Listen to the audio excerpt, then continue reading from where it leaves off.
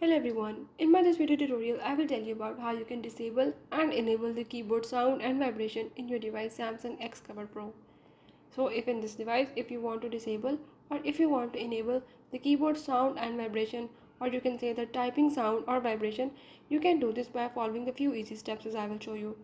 Before that, if you are new to my channel, don't forget to subscribe and press the bell icon.